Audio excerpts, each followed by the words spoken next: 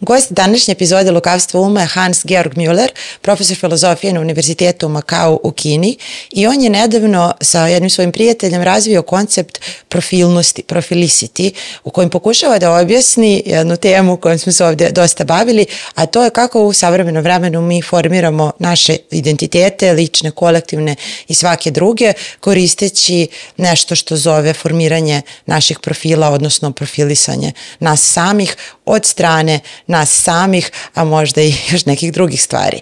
Ovaj video će ponovo biti na engleskom jeziku, tako da bih vas zamolila, ukoliko ne možete da pratite, da uključite titlove, prijevod koji smo napravili za vas. Također bih vas zamolila da zapratite ovaj kanal, da nas zapratite na društvenim mrežama, da uključite dugme za obaveštenja. Moje ime je Andreja Jovanović, a vi gledate podcast Lukavstvo Uma.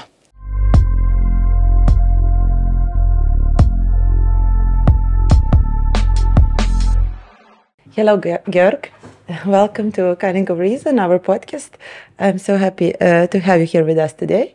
Thank you very much for having me, Andrea. Thank you for coming. We will talk about very important topics, and what is the most... Hi is here as well. I'm not going to stop. Hi, Kai. Hi, welcome.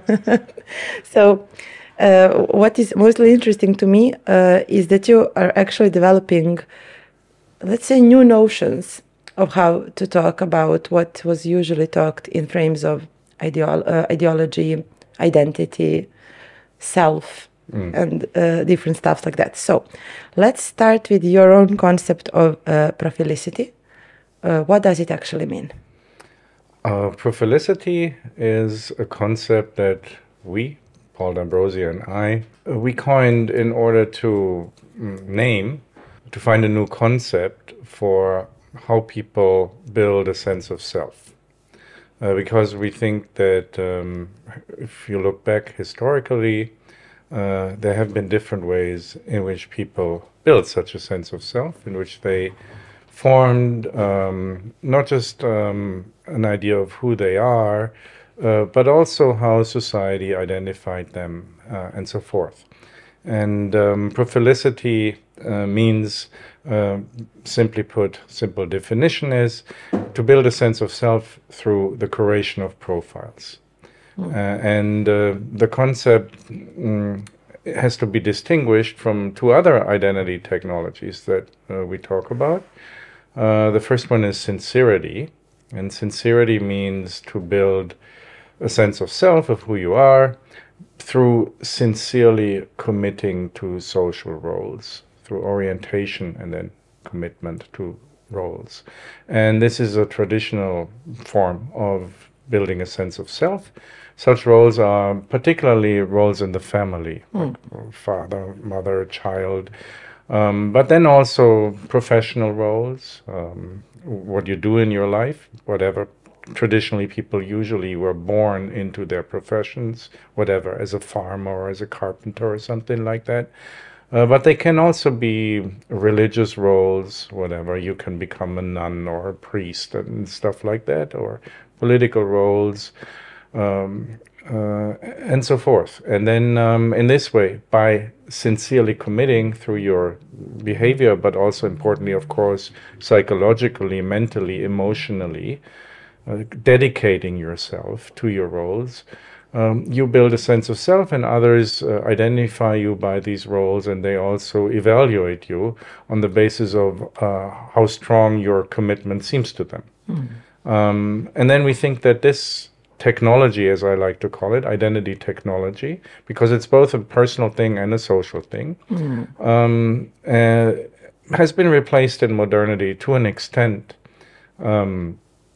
with what we call authenticity. So in modernity, then the idea arises that this commitment to roles is somehow just an external thing, and that it's somehow not really yourself, that you cannot really be yourself just by committing to these roles, by sincerely committing to these roles. In fact, this becomes even somewhat a bad thing, right? If you only sincerely commit to your roles, that seems somehow inauthentic. Then there seems to be, the most important thing seems to be lacking. So the idea of authenticity is that you build a sense of self through the pursuit of originality. This is like really the key word is originality, in the double sense of number one, finding that which is your true self originally, what is the origin of all your selfhood. But then also in the second sense, to be original means to be special, to be different from others, right? So this is like this combination of both, which is actually typically contradictory. There are many contradictory aspects of authenticity. Maybe we'll get to these later. To that, yeah. So this double sense of finding yourself or creating yourself, right? If you have to find yourself, then yourself is already there. If you have to create yourself, then yourself is not already there. So that's somewhat contradictory. But that's a core contradiction within authenticity, this kind of double meaning of originality. And you're only really a true self if you're somehow original. And if you lack originality, then somehow you also seem to be lacking a complete selfhood. And you get validation, or the philosophical keyword here would be actually recognition. You get recognized by being somehow original, by having this very kind of subjective quality to yourself. But then, and this age of authenticity, as the philosopher Charles Taylor has called it, that started probably already in the 17th century or something, and is still very strongly lingering on, and is still very much dominating actually our language, our philosophy, our conceptualization, our political theory, our economy, and so forth. And yet I think practically we already moved on largely to a very different identity technology, namely profilicity, which means building your sense of self through the creation of profiles. And profiles means that you shape, assert you, or you project somehow who you are or who you like to be to others, and then others somehow validate that. And I mean, right now I'm also, to give you an example, working on projecting my profile, typically, unlike, for instance, in Sincerity, to an audience whom I do not know. Because today, unlike in the old days, and also unlike in authenticity, very often the people who are most important to us are people who are neither here in the room right now, nor people whom we actually personally know. And under these conditions, we need a different form of identity technology. And we apply it in all social spheres today. We are somehow applying it right now. We're both working on our profiles. We're both right now projecting a profile. We're both hoping for validation. But we do this in all different kind of areas. We talked a little bit earlier about, for instance, when we are writing academic texts and so forth, right? We're also writing basically for an unknown reader. Right? We're not writing for a family member. We're not speaking whatever to members of our church community, right? We're writing for the blind peer review process, right? Or whatever you prepare for a job application. You have to, then you have to shape your profile. And of course, social media, everyone knows that. And yeah, so we think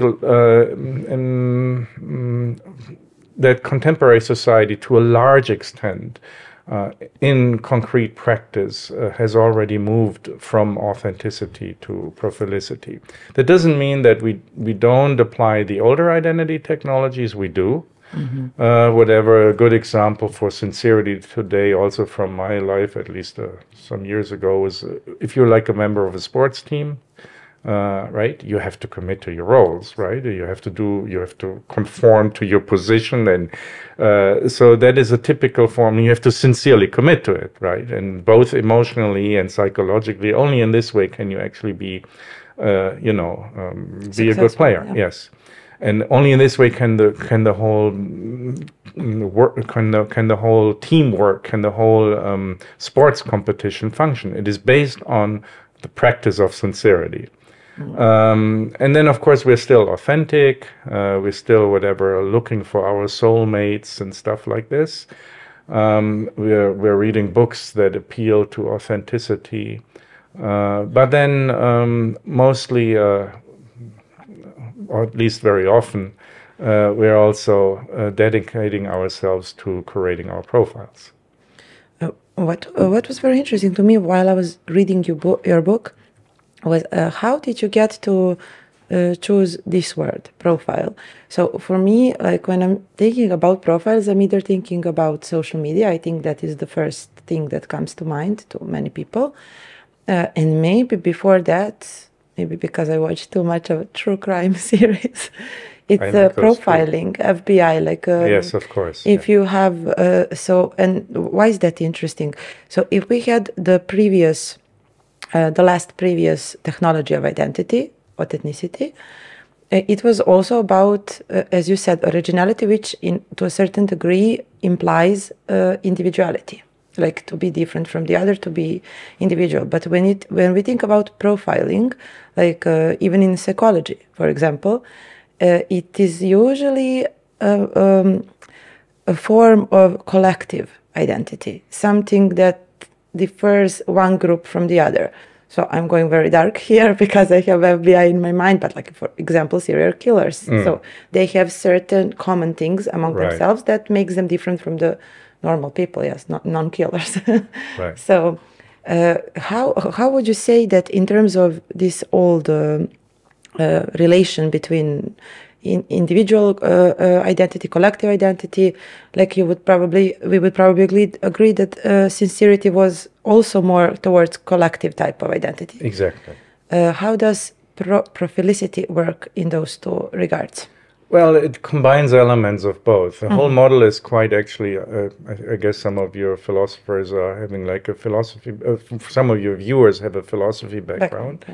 So the model is kind of Hegelian, that there is a contradictory relationship. The one technology basically arises out of the inner contradictions of the others, but at the same time, it also contains the elements of the previous technologies. So profilicity contains both sincerity elements and authenticity elements, and precisely the ones you mentioned. Yes, we chose the term primarily because it's most commonly used with social media, so it's a term that basically everyone understands. But we also chose it for the second meaning that you mentioned, which precisely indicates the difference to authenticity, right? And you have to do this, for instance, on social media as well, right? You have to indicate nowadays your relationship status or something like this, or you have to indicate gender, age. Exactly, and all these things are profile items, and they're not super original in the sense of absolutely unique, because they couldn't be understood if they were, yes. Right? So it combines those two elements, and then also in German there is a relatively common word, verb, sich profilieren, to profile oneself, and that's it's not a technical term, but me as a native German speaker, so that's also something that at least I had in the back of my mind. This idea that sich profilieren means to basically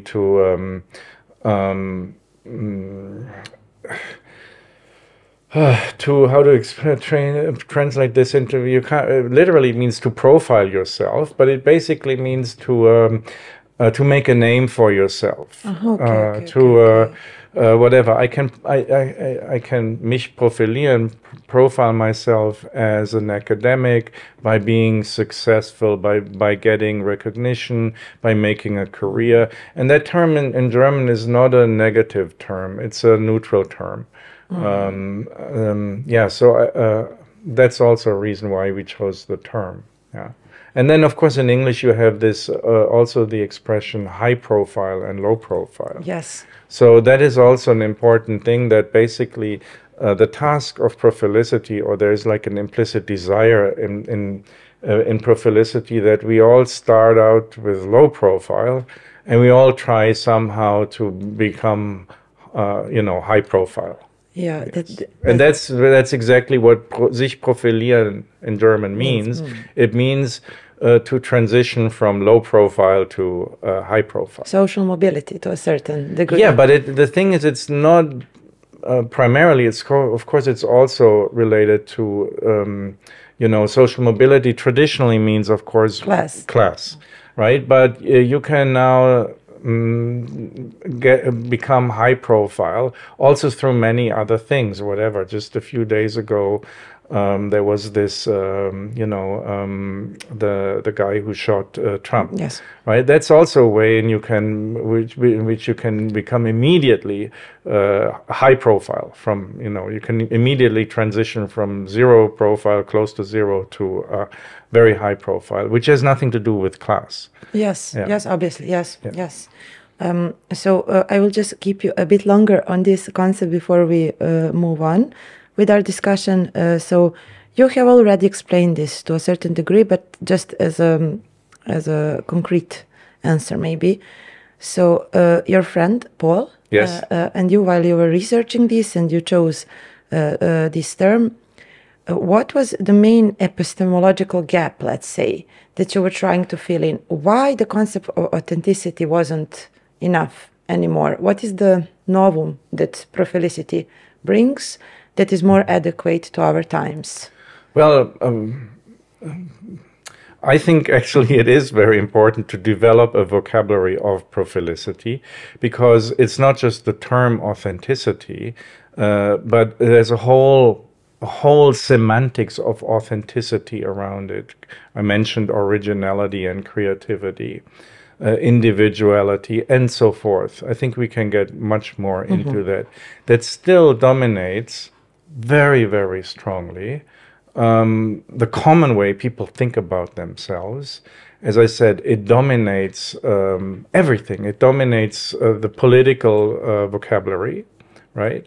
Independence and so forth, right? Everything is about becoming independent. That's a core authenticity idea. It's closely related to the idea of authenticity, right? It completely contradicts sincerity, and it completely contradicts, by the way, that's also an important background for our theory, because we both have a background in Chinese philosophy, and we both lived in China for extended periods of time. And of course, China is still very strongly a sincerity society. Yeah. And so, for instance, the notion of the modern Western notion of independence, not so much on a political level, but for instance, again, authenticity on an educational level, right? The idea, the authenticity idea of education is that you want to educate your children so that you transform them from being dependent on you to becoming independent. And of course, in China, that's completely not the case, right? A child which becomes more and more independent actually means that if your child becomes increasingly independent, it means your education has completely failed. You're doing something wrong. Yes, exactly, right? So these kind of values of authenticity are really they're really like in everything. I just mentioned politics, I mentioned education, economy, whatever, advertising language also appeals to, if you buy this product, it makes you more authentic, completely paradoxically, of course. Yeah. But so the vocabulary, the semantics is thoroughly present in basically literally all aspects of everyday life, in all spheres of society, but also very importantly in, let's say, the elaborate discourses. I already mentioned politics, morality, but then also philosophy, right? Philosophy still is very much also operating with this conceptual vocabulary that is tied to the age of authenticity. And Paul and I think this is really not good, because if you use this kind of outdated vocabulary, you're basically incapable of understanding how 21st century society works. And my basic interest actually is what I like to, I basically like to develop an existentialist philosophy of the 21st century. and specifically existentialist philosophy, which was developed, during the heydays of the age of authenticity. Heidegger, Sartre, and so forth. Nietzsche. Well, Nietzsche is a very ambiguous figure, but Heidegger and Sartre and others.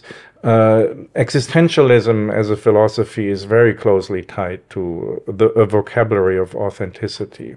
And I do not think that this vocabulary reflects either the existential situation we find ourselves in today, nor the existential struggles that we have now. Yes, that we have now. And that is very interesting. Before I proceed with another question, I would like to point out this happens so much in Cunning of Reason in this podcast, especially in last few episodes. Domagoj comes to my mind, that we hit that vocabulary wall. And if you are a philosopher, you know that language is not only a language. It creates our world. Exactly. It creates ourselves as well. Yes. So we obviously have some very big crisis of categories here. Yes. In the work. It's not only when we talk about identities or existentialism, it's also in political theory, in economical theory. Yes. And that is maybe a symptom of our age, as maybe psychoanalysts would say. But okay, let's go back a bit, a few centuries back to development of authenticity as identity technology. When we were preparing this talk, we mentioned romanticism. Yes, you mentioned it. Yes, yeah. You're from Germany, so I think it's... but that is also one term that comes very often in different topics here in this podcast. So obviously many things have their origin. Many phenomena even today have their origin in that period and in that very broad, I don't know how to call it, movement, era. So maybe what was the questions and the struggles that authenticity was supposed to be the answer to back then? Again, this brings us, first of all, I think you're 100% spot on there. Romanticism is kind of really the first major blossoming of the age of authenticity. And we see this in everything, right? We see it in philosophy, of course, but also in literature, in art. Very important, this kind of new form of the artist who is not just, a craftsperson, but who is somehow this unique, original genius, right? And you see it very much then also in literature, where you have all these authentic people now, the Bildungsroman, how to become an authentic individual, love and passion, right? You're no longer like, I like this book by Niklas Luhmann, Love as Passion. Our whole theory, or at least my thinking, is strongly influenced by the German social theorist Niklas Luhmann, and his most popular book, though not necessarily the best one, is Love as Passion, but still very interesting. It's about romantic love, about the and romantic literature, and so he just says, well, basically, for passionate love, you need to be married. Both people need to be married, but not to themselves. Right, they need to be married to someone else, and that is basically in order for this love to be really passionate, and this definition basically of passionate many love. Novels. Yes, of course, that shows the contradiction between sincerity and authenticity. Because in sincerity, of course, that's old traditional love. You really love your husband by completely dedicating yourself to him, and vice versa, obviously, right? And with authenticity, that completely breaks down, right? Actually, you have to be married to someone else, because you break that sincerity identity of yours apart, and only by opposing your own sincere identity, by overcoming it, by rebelling, by destroying, by getting out of your sincerity reality and your sincerity identity, you become truly authentic, right? So that is very much at the heart of authenticity, that you have to overcome the social pressures and your own desires to be sincere. and you have to have out of your own power, out of your own creativity, you rebel against sincerity and overcome, and that makes you truly authentic, right? And so we see that in, you know, romanticism. We say, you know, romantic love. It's the core of romanticism is maybe precisely this kind of love, but then it is everything we talked earlier, right? Art, aesthetics, philosophy, and so forth, and everywhere now, something very similar happens, that the individual must triumph over the conformity, right? Because another way of defining authenticity is the rebellion against conformity, right? Whoever and whatever is conforms is inauthentic. Yes, but I think it is impossible to continue to talk about this without the mention of capitalism. And maybe it is one of the rare great examples of cunning of reason in history, that what began as a rebellion movement in art, in philosophy, by also usually by countries that weren't such a big colonial powers back then, like so Russia, Prussia. Then it came to Britain, but it was a bit different in Britain, and they learned a lot from German and Russian thinkers and writers, and so how it became a perfect tool of consumerism, right? I am fast forwarding a lot, fast forwarding a lot. But today, as you said, you have to buy something to be authentic, which is already a nonsense, right? Yes. And it's such a great topic. I do not expect you to explain here, like in 5 minutes, the connection between authenticity and capitalism, but maybe just to bring it to the current age. Yeah, I mean, it's pretty obvious. I mean, also, if you look at Marx, right, what is like really perhaps the core aspect of the capitalism is private property, individual property. So that everyone becomes an individual property owner, which was, of course, not at all the case prior to that, right? Women didn't have property, for instance, right? But now, you know, that everyone has their own private property. That is at the kind of the existential core that transforms the individual of the pre-capitalist world into an ownership, private ownership. That is authenticity. That is the overlap, or the core that connects capitalism with authenticity, ownership, whatever. Right? We have one of the texts, I think, a core authenticity text, philosophy text of the 19th century, was written by Max Stirner, who was actually having a lot of contact with Marx. They are both young Hegelians in Berlin. And Stirner's book is called Der Einzelne und sein Eigentum, right? Which is like the unique one, literally translated, and what he owns, his possession, right? And of course, for Stirner, this was not meant literally in the sense of property ownership. He uses it kind of figuratively, Eigentum, right? The German word Eigentum, Heidegger, Eigentlichkeit, right? Which is translated as authenticity. But Eigentum is what you own, ownership, owning. That is what really connects at the bottom level capitalism, individual ownership, and authenticity. It's the same thing. The same thing and it's this, again, identity existential level that informs capitalism, not economically, but on the identity level that you identify as an individual owner. Yeah. Yes. And so if we go to first half of 20th century, where the existential philosophers were the most important ones, and there was the most of them, like in numbers, pure numbers. But then the Second World War happened, and we can say that we had, at least in West, because all of this that we are talking about currently is very culturally determined, as well, as you were mentioning when you were making differences between China today and some other parts of the world, right? But let's say in the West we came into a new era for a time being of, we might call, renewal of sincerity technology, because we had strong states, we had mass movements, maybe as a result of wars, maybe as a result of communist politics, and maybe as a result of class compromise in European countries.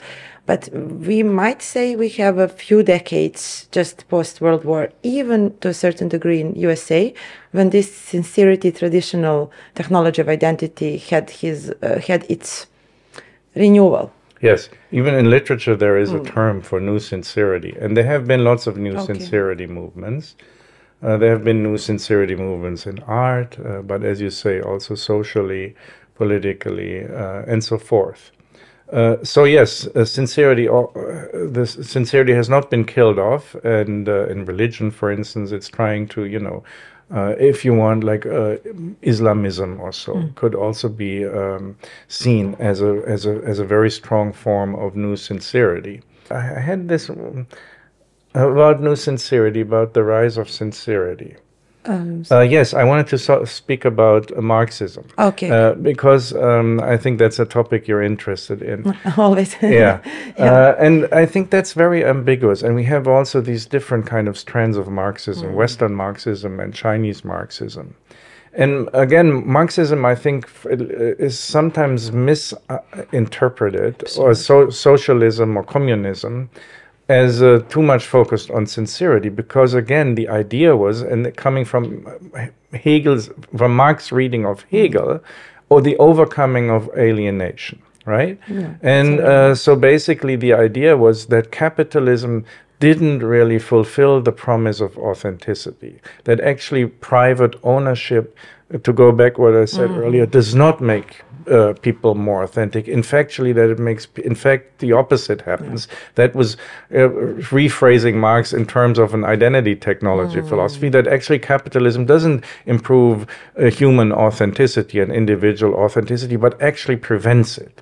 So the idea was actually, no, we don't need private ownership, because private ownership will lead to even greater forms of alienation. And we have to transform private property into public property, precisely in order to decrease alienation and to make people more authentic, right? Sure. The famous phrase by Marx, always, quoted, like, whatever, I don't get it, like, I don't remember it exactly. To fish in the morning, exactly, this one, yes.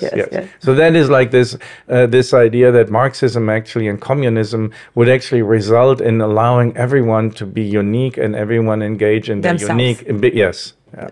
And so there is this very strong element in Marxism as well, that Marxism is not about collectivism, and there's a very strong strand in this throughout, specifically Western Marxism. But in Chinese Marxism, it's very different. Even though Chinese Marxism also, comes out of, this idea of having a modernized society, rebellion against traditional society, rebellion against feudalism, it becomes very soon in practice, in Maoism, a very strong form of new sincerity, right? You dedicate yourself to your role as a worker. You dedicate yourself to your role as a soldier in the Liberation Army. You dedicate yourself to the role as whatever, an educator, a party official who helps the poor, and so forth, right? So this emphasis on sincere commitment to your role in the communist society, that is also a form of communism. And so we do have, for instance, in China, a rise of a new sincerity in the framework of Marxism. That is also very, very interesting. But in many, as you mentioned, in many other places in this world, there is a rise of, or at least, if not a rise, then a struggle to introduce new forms of sincerity, maybe because authenticity is in its crisis. Yes. And that's what I want to ask you as the next question. So if we would say that the most developed forms of technology of identity as authenticity happened in the developed Central Western countries, Yes. especially in the USA, but also in parts of Europe as well. And if we say that after the 60s, the sexual revolutions, the liberation, religious and every other one, the introduction of the domination of identity politics today. So maybe we can say that it was never the better time for authenticity technology to work than as it is. Of course, it's not without its struggles. You have reaction to that. You always will have reaction in the free world, right? But still, let's say why in that case, it's precisely there where people are so concerned that they are not allowed to be authentic that much. Again, I think they are using the wrong language here. Okay. I don't think people are actually concerned with not being authentic. They're using that language for sure, but they are more concerned with profilic issues. Okay. Yes. In identity politics in particular. And I came here, I'm here in Belgrade because I wrote a book manuscript on gender. Yes. On the basis of this theory. So because identity politics is so closely related to gender issues, maybe I can talk about this as a concrete example. Definitely, great. Yeah. So traditionally, of course, I mean, gender has been, is really, really close because everyone has a gender and has gender issues, and it's very, also a very kind of deep level existential issue, right? And therefore, it's always been very central to all the different identity technologies. So sincerity very much was always, has always been very much gender focused, right? So sincerely committing to your roles was very often sincerely committing to your gender role, right? Yeah. So many of the sincere identities were highly gendered. Now that what we then see, let's say, in classical philosophical authenticity is something very interesting, and especially in de Beauvoir, who is one of the most important existentialist philosophers in the world. Yes. And in history. She, of course, worked closely together with Sartre, and their project is very similar, right? Maybe it's a joint project that the two had, I think, to a large extent. And in her writings, of course, de Beauvoir, let's say, applies the ideas she developed together with Sartre to the notion or to the idea of gender. And to put it very briefly, the idea is basically that what she discovers is a core authenticity thing, right? As we said, the core element of authenticity is understanding that commitment to roles is inauthentic, right? That it obstructs you becoming authentic. So if the challenge is to become a truly authentic individual, for de Beauvoir, really at the heart of this is particularly for women, but also for men, to basically get over your gender, right? To see that gender has always been connected to gender roles, and as long as you identify in terms of gender, and as long as you identified as in terms of your gender, you can't really become truly authentic. So at the core of authentic feminism, of that wave of feminism that de Beauvoir was essential for, the idea is basically that because of its insoluble, it cannot be taken apart, the relation between gender and roles and social roles, in order to be truly authentic, you have to somehow get over your gender. To liberate yourself from your gender. Yes, exactly, yeah. And of course, that's the authenticity approach to gender. And that has been very formative in the 20th century. But in the 21st century, with all these new waves of feminism, we've gone completely beyond it. These people are nowadays often called whatever we speak about. There are big fights now specifically regarding transgender. Yes. And then these are, these old Pronouns. feminists are regarded as whatever, trans-exclusive radical feminists and other terms, right? So, and we see that many feminists are now of this old generation. They are now no longer regarded as progressive enough, and precisely because they hold on to this de Beauvoir position that you have to get over your gender. You cannot identify yourself in terms of gender. And that is really at the heart of the clash between this traditional old-style feminism and the new profilic feminism, right? Okay. Which insists on accepting and having the right to create your gender profile. They see this as absolutely essential and existential. That's the whole kind of new gender discourse, is about the right to create your gender profile as you wish, and to have it then validated by your peer, for instance, through using the correct pronouns and so forth and so forth. So yes, on the one hand, we have still, as I said before, that's the problem. We still have the old authenticity semantic, but what's actually happening is the opposite of authenticity in regard to gender, namely that gender now becomes is regarded as really important for creating your profile identity. And as you said earlier, because gender, that is like the main thing. Gender is not unique. It cannot be unique, right? Yeah. Profile is like in criminal profiling, you're of this or that or that or that or gender, right? There is no such thing as the unique original gender that applies to that one individual only. That would be a contradiction, right?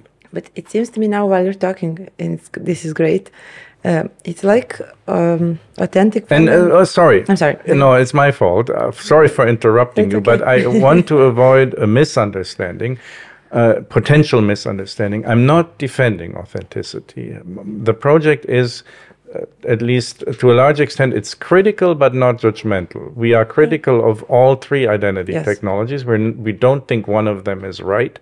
But I'm not saying authenticity and the authenticity approach to gender was correct and the profilicity approach to gender or to identity in general is wrong. I don't want to make a general judgment that one is right and the others are wrong. And yet, at the same time, I want to be critical towards all of them. Yes, and my question is this, very connected to that. So while you were saying this, it seemed to me like sincerity and authenticity got this weird baby, because to a certain degree, profilicity, not only in terms of gender, but let's keep with that example because it's a very important one and very loud one today. It's like it is a sincerity type of technology, as insofar you have to be identified as some type of gender, however you understand it, but it's authentic insofar it's not society that imposes the roles on you, but you, whoever you might be. Yes. So if I got you right, okay. Yeah, this is very interesting, and it's also, I would say, our tendency to profile ourselves is also to have to say, "I'm sorry, I don't want to offend anyone. We are not attacking any type or defending, because this is the age we live in, right?" Exactly. Yeah. Exactly. So maybe let me see. Okay, we have more time.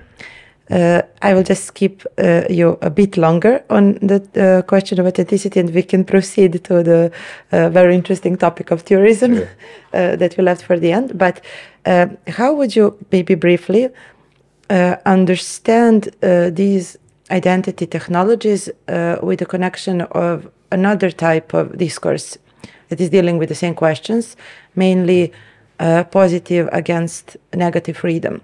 Because we might say that sincerity technology would be closer to positive freedom. You're free insofar as you're fixed, maybe like Kierkegaard would say in the ethical stadium, like when you're done with aesthetic stadium, which you just only have no fixed identity. When you fix yourself, that is the positive freedom.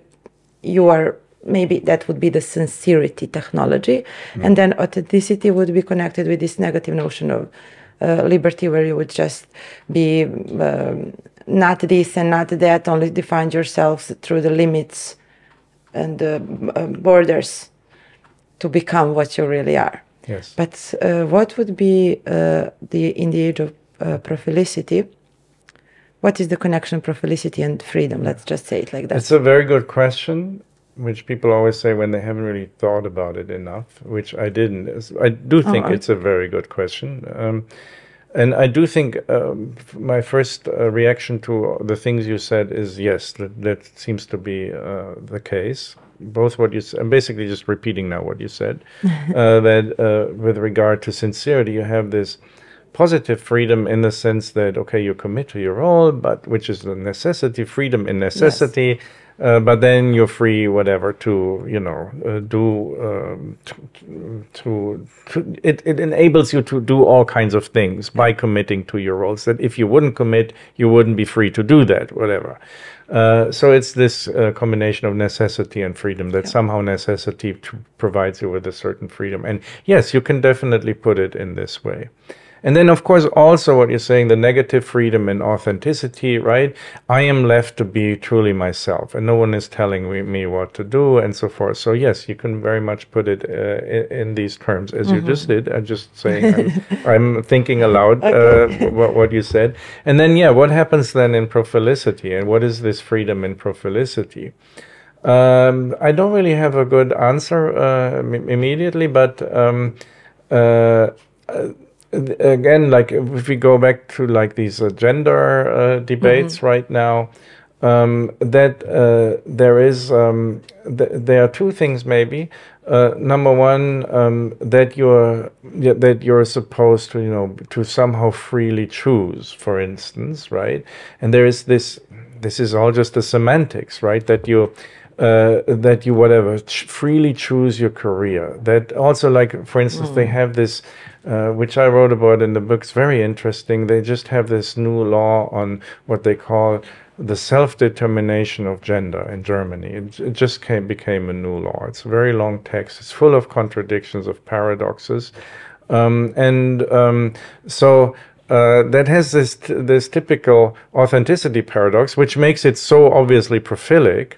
So you're supposed to self-determine your gender, and to find, again, it's put very often in this authenticity language. So this is this freedom that is given to you. So a core thing about I'm just thinking aloud, following your question. The core thing legally of this law is that no expert can tell you what your gender is. No biology expert, no psychology expert, right? It's only you who can truly know which gender you are. So that is like the freedom of kind of profilicity, that even like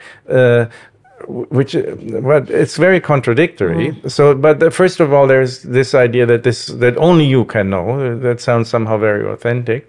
But then also the idea is that even further, you can change your gender once a year. Right, so which already is a paradox. So you only you can truly know what you are, but you can be wrong. Yes, right, yes. And you can be like wrong all the time about it. Right, so you're also given the freedom to be wrong about yourself. Yes. And then, of course, what is also very important, and this is again the sincerity aspect in profilicity that you also mentioned. Society is not free. Others are not free to differ in their opinion. So you're not free to use the wrong pronoun. It can also, you're not free, whatever, let's say I'm your friend or something, in authenticity. If I'm an authentic being and you, I can and I must and I do maybe convince you that you are wrong. And no, that is not okay, right? No one can challenge you. They have to. Everyone has to confirm your profile. Right, yes. So there is this again, this complete ambiguity. Right, on the one hand, it seems like complete freedom. On the other hand, freedom is kind of completely taken away. That you're legally forbidden to challenge. For instance, as a parent, right? Yeah. Yeah. Let's say you have children, and then whatever, your daughter comes one day and says, no, actually I'm a boy. You can lose your right to be her mother if you challenge that. Right, so you lose that. And that is very like profilicity. There is the right of profile curation to be, to be somehow the general peer, the public has to somehow, take this profile for what it says it is. Thank you so much for everything you said. Now, I'm sorry for asking, but it's the question of negative and positive freedom is very important to me, and it always comes up. So it was, but it also, both of these terms maybe also belong to different times. Maybe we need to think, just as you did with profilicity, another name for this type of freedom that we are today dealing with. And now this might seem like a strange refocusing of the topic, but it's actually not. Maybe we can start like a romantic poem. So you wandered through the streets of Hvar and you figured out that tourism is a very important part of profilicity technology today. I've been thinking about this for quite some time, and actually You and Your Profile book starts with a short section on tourists in Macau. Because I live in Macau, and Macau is one of the #1 tourist spots in the world, because like it's full of tourists all the time. That's where all the money comes from. And then, again, I put it briefly, tourism is, of course, a form of traveling. And traveling under sincerity was very different from how it was under authenticity and how it is now under profilicity. Again, in times of sincerity and under conditions of sincerity, travel is typically role-related, whatever. You travel because you're a merchant. You travel because you're a soldier. You travel because... you're sick. You're sick, or you travel for religious reasons. You go on a pilgrimage, right? Which people still do today, like in particularly in the Islamic world.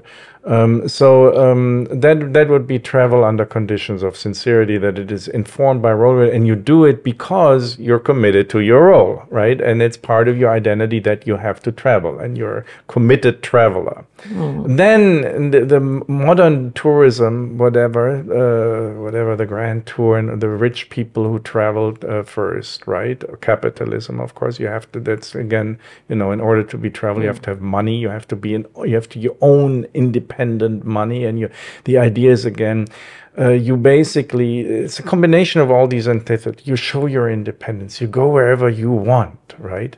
The car, right? The tool of authenticity, right? Of capitalism. They demolished the trains, right? Yes. In North America and the United States, because it's not individualist enough, not authentic. You have to travel with all the others and only where the train lines go, right? The car is the symbol, the commodity of authenticity is the privately owned car. And of course, the privately owned car is tightly tied into the idea of tourism, and you go and thereby you express again like your individuality. You explore places, and by exploring places you find authenticity, right? You escape the world of conformity and find the true authentic places, and thereby you become authentic yourself. You grow as a person. It's a form of, again, Bildungsroman internalized, but again, of course, all commodified and sold, right? Yes. So that's why, of course, I think tourism as gender very much exemplifies the inherent complete paradoxicality of authenticity, right? And so, of course, nowadays, people travel. Everyone who has enough money travels. Even people who do not have a lot of money want to travel. And they travel, mostly what they do is in order to take photos, right? Yes.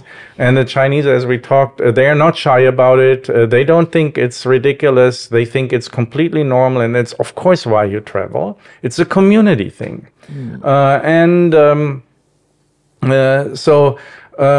because they have not this authenticity baggage, right? They have never really had a strong authenticity culture. They basically move directly from different forms of sincerity into profilicity.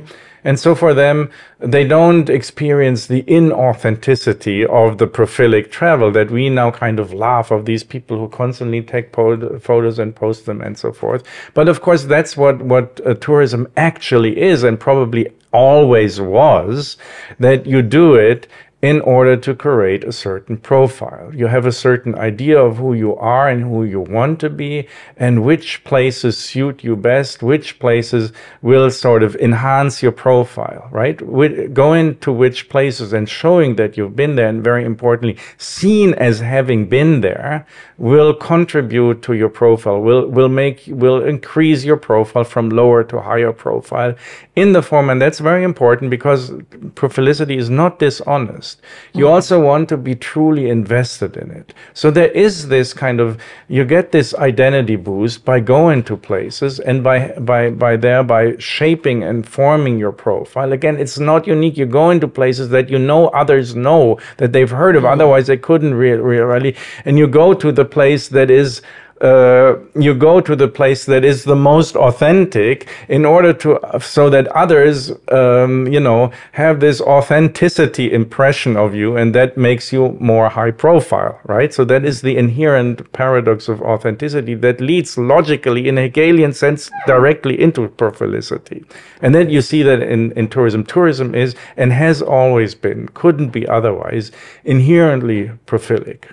Right, and so I do think that tourism would also be a good example to, or is a good example to understand how much profilic we have already become and how deeply entrenched it is in our daily life. Tourism is profile work, is profile building, is profile curation, and it's extremely obvious, right? Yeah.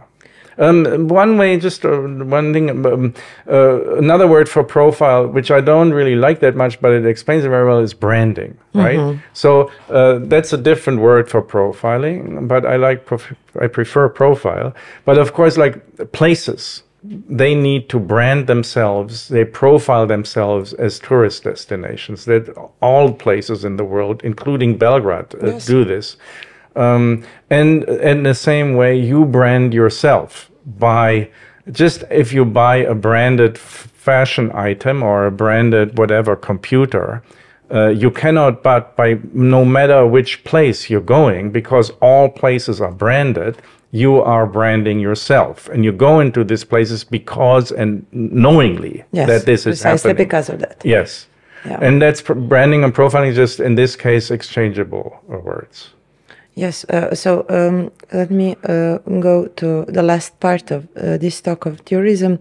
I haven't mentioned freedom completely out of the box, because so as the same as with the gender, when we talk about tourism, we can talk about all these sides, as you mentioned, by talking about identity, technology. But you already mentioned me while we were preparing this talk, that another term came to your mind that maybe isn't necessarily nowadays connected to the conception of tourism, and that is propaganda. Yes. So how is the freest freedom of them all, such as me Googling hidden beaches in Crete, right? Yes. And going there, and they're actually completely empty by now. Yeah. We shall see what will happen in the next few years. Yes. But how can that be connected to that old world word as propaganda, something that was left in 20th century, right? Yeah. As we said, I was just at the island of Hvar in Croatia. I just came back a few days ago for 2 weeks, being a tourist, and observing lots of tourists there. And at the same time, I was reading a book titled Propaganda by Jacques Ellul, the French thinker, which was written in the 1960s, a long time ago, 60 years ago. While reading this book, I was applying it immediately to what I was seeing at Hvar. let me try to explain it. Maybe I just explain first my understanding of Ellul's theory very briefly. So Ellul's book on propaganda thinks that he says basically the basic thesis is propaganda is also, it's all pervasive. All modern societies are propaganda societies. Everyone is constantly being propagandized, and that in different forms. He's writing in the 1960s in the totalitarian, if you want to call them like this, states like whatever Maoist China or Soviet Union, but also in democracies in Europe. And the propaganda is different, and it works somewhat differently, but it's part of the same thing. So what is propaganda? On the one hand, it is, of course, political propaganda. So any system, political system, needs propaganda in order to get support, in order to function. He said it wouldn't be possible. And then he also ties it very closely to the mass media, because we live in a world of mass media. People watching our show right now, if they're watching it on the mass media, or social media now, which are part of mass media. Right. So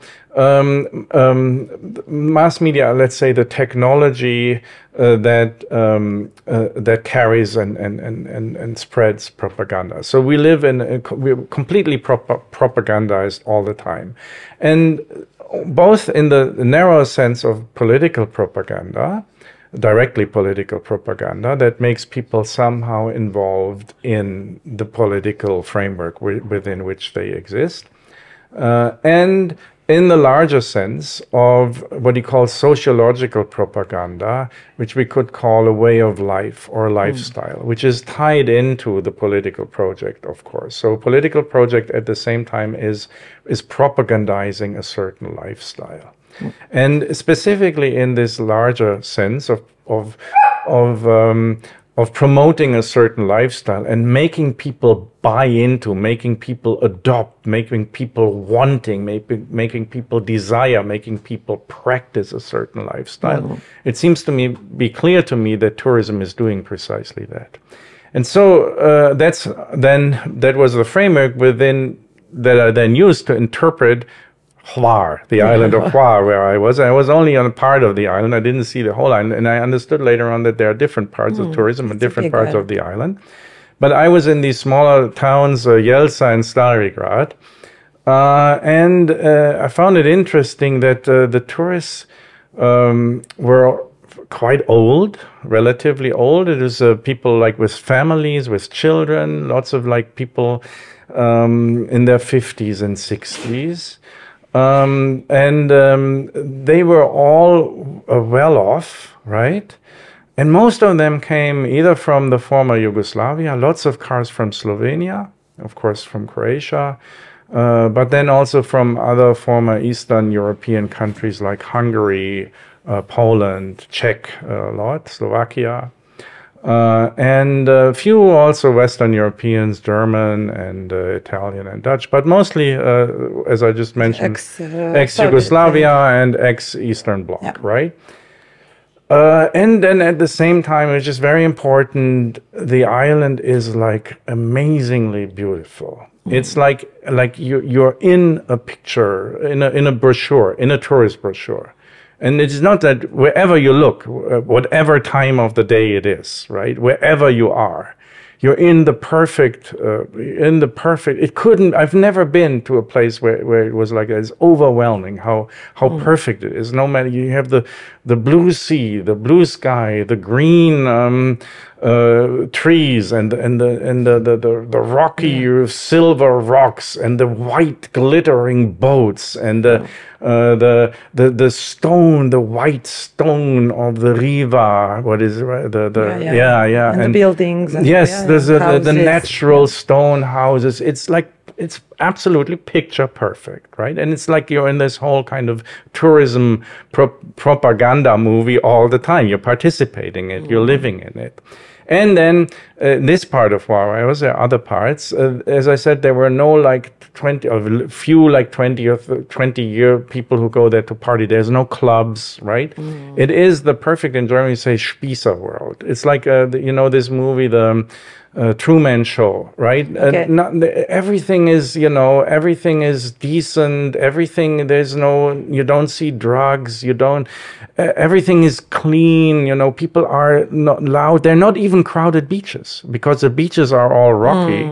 And so you, and then the cars are all these, you know, they're all these, the cars, there are these Audi cars and the cars, they're not like flashy Lamborghini or so. It's all good family cars, right?